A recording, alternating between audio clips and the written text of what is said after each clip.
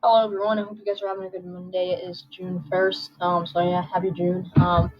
Today I'm here with severe weather briefing and a tropical weather briefing. As National Hurricane Center, or the NHC, has issued a 90% chance of formation in the Gulf of Mexico.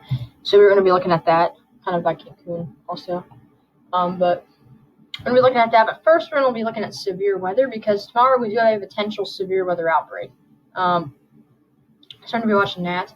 Well, let's get started. So today we do have three little marginal areas. We have one in eastern Minnesota and northwestern Wisconsin, right there. One in eastern Montana, southwestern Nebraska, and northern South Dakota. Not Nebraska, South Dakota, or North Dakota. I'm sorry about that. And then we have another one in central Montana, right there. So today the SPC, we can see tornado threat less than 2%. I don't think there's going to be any big tornadoes today. There might be one tornado today, but that's about as much as I think there's going to be. I don't think there's a big tornado threat today, but wind and hail are all threats today. But tomorrow is going to be tomorrow is Tuesday, and Wednesday are going to be interesting days also.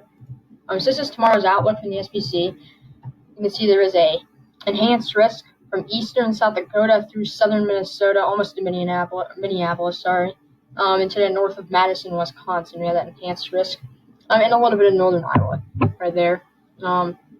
Milwaukee, Wisconsin, you have a slight risk. The slight risk almost goes to Detroit in Michigan. And then in eastern South Dakota, I think Sioux Falls are in that, I think. But we also have a slight in northeastern Nebraska right there. We have that marginal going all the way from Wyoming to Pennsylvania and south into northwestern Kansas. So tomorrow is definitely going to be an interesting day. And I am expecting a live stream tomorrow. Most likely, I'm live streaming tomorrow. There is a 5% risk for tornadoes, and I think that's going to get upgraded to 10%. I'd say there's about a 60% chance it's going to be upgraded to 10%, which means live stream. But even if it doesn't, I'm probably still going to live stream at some time. So yeah. Now let's talk about Thursday real quick. This is the SPC's outlook for Thursday. I feel like Thursday is also going to be another big day. We have a slight risk going all the way from South Dakota through Nebraska, northeastern Colorado, into Kansas, Missouri, Illinois, Indiana, Ohio, northern West Virginia, and into PA right there, and a little bit of northern Maryland. Maybe a very large slight risk. And so I think this is going to go enhanced. And I think it's going to be somewhere kind of in this area. It's going to go enhanced. There is some really interesting stuff going on in that area. Let's actually look at the models. So we're not going to really be talking about today because I'm not expecting today to be anything big, and I'm expecting tomorrow to be a little bit interesting. So let's look at tomorrow real quick. So, we're just looking at kind of reflectivity. So in the morning, we have a little complex. It's not working.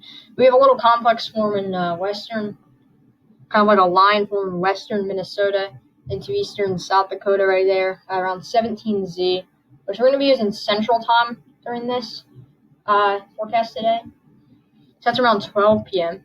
And then we go to around 1 and 2 p.m. You can see that complex is mainly in southwestern Minnesota to the southwest of Minneapolis.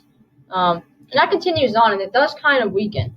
Now, behind this, there could be maybe some more storms fire up during the day.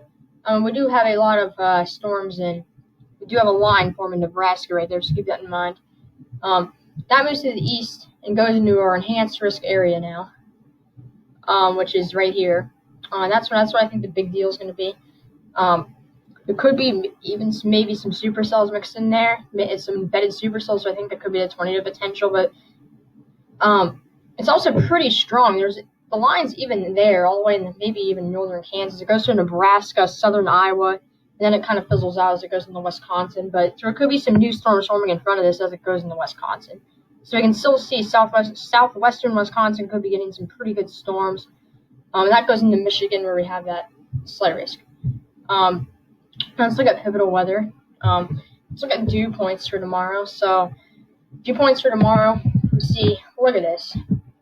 You can see that complex fire up right there in southern Minnesota, kind of eats up some of the moisture. But look at this, dew points 72 in much of southern Minnesota, all the way up to Minneapolis, which is around 65. 70s all the way into Wisconsin, Wisconsin, even in the portions of Michigan, northern Illinois. Maybe northern Illinois could get on some of it, a little bit. In Iowa, you have it in northern Missouri, so definitely plenty of moisture to work with tomorrow. And then we can't really look at Thursday. We can look at Thursday or Wednesday a little bit. We have a lot of moisture Wednesday also. Now let's move on to look at the actual stuff. So we're looking at mixed layer CAPE here. Let's go out to tomorrow afternoon and look at this. We have a ton of CAPE in Iowa, almost 4,000 across, 3,000 to 4,000 across much of the state. Wisconsin, 4,000 plus in central Wisconsin, especially western Wisconsin. It could be closer to 5,000 CAPE in some areas. And we also got plenty of CAPE going all the way to northern Kansas, northern Missouri, and northern Illinois also. Even in the Michigan, during the day we have 2,500 CAPE in some areas, even almost 3,000 in some areas also. Let's look at LCL heights for tomorrow. I like to look at this because if you have LCL heights that are really high, like around 2,000, that means the storms are most likely going to be elevated, and that can reduce the tornado potential. So I go out to tomorrow, and the LCL heights, they're around 1,500 in Iowa. But in front of that first complex, inside of it, we get LCL heights that can go down. So LCL heights will be low enough. In some areas, it could be around 500. We see in front of our actual one, around 00Z, we can see those LCL heights. Kind of where we could see that big tornado potential is around 800 to 900. So definitely, we do have a tornado potential tomorrow. Let's look at a lifted index and give us an idea on how much lift we have. So lifted index tomorrow, just look at that.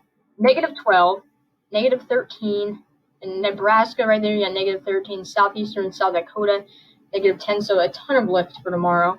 Let's look at bulk shear also, that's kind of important because that can give us an idea on how big or how much or the tornado potential also.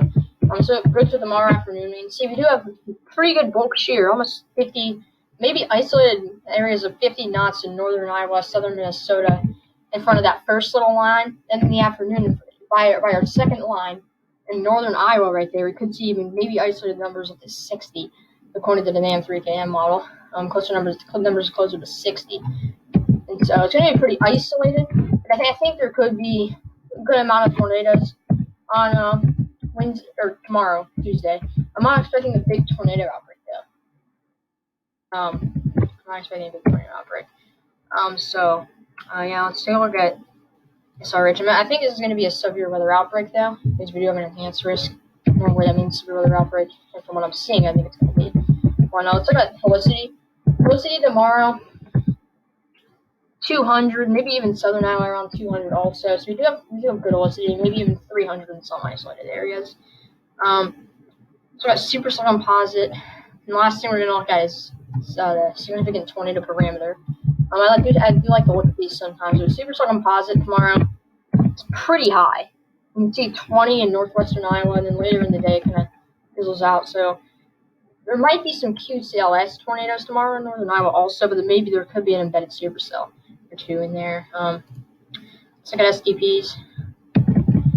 So STPs tomorrow they're decent. In northwestern Iowa, we have 2s.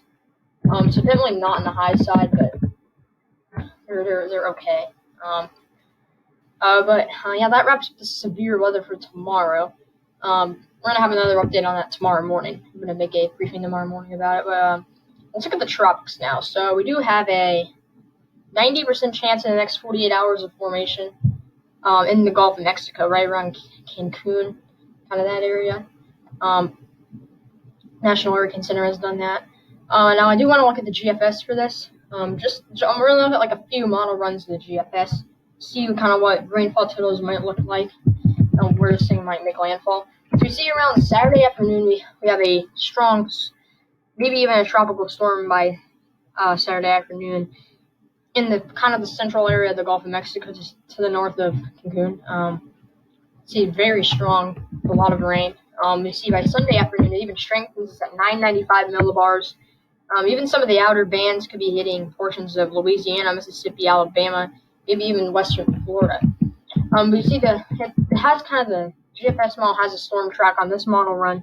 It's going to go like this and kind of make landfall right around Texas and Louisiana. It's kind of a weaker tropical storm. Now let's look at the 06 model run here and see what that was saying. So we see the 06 model run had it a little bit further than the west, so it didn't have Florida getting a ton of those heavy rain. Or it had the landfall spot pretty much the exact same on this model run, but it had the overall storm track a little bit further to the west, which kind of took Florida out of the rain. So we see that, and that kind of means what we could see is it could kind of travel like this. Got to kind of blend those two model runs. We're going to have to see tomorrow. We're going to take a look at this tomorrow morning also, see what this is actually doing. Now the last thing I want to look at in today's video is MSLP and 10 mile per hour winds, or 10, not 10 mile per hour, 10 meter wind. Sorry about that. You can see 10 meter wind. This is going to be a big storm. So already by Saturday afternoon, we could be seeing winds in it, maybe even reaching 40 miles per hour according to the GFS model. This is the 06. This is the 06. We're going to be looking at two model runs of this too. Then by Sunday afternoon, we even see some yellows in there, which is around 40 to 45 knots. That's around 45 to 50 miles per hour around Sunday, and then Monday it kind of weakens.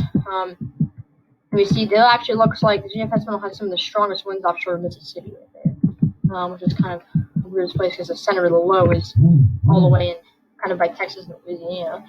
Now let's take a look at the latest model run of this. The latest model run seems to have a little stronger out in the Gulf. It has the landfall a little weaker, but it has it in the Gulf a little bit stronger and a little bit further to the east. So that means Florida could get in on some of the impacts.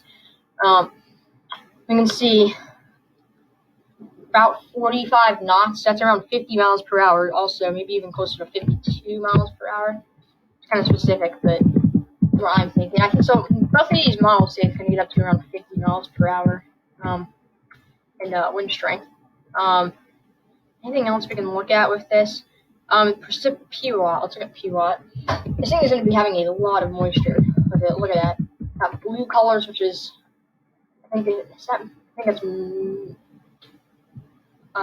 really know what it's being.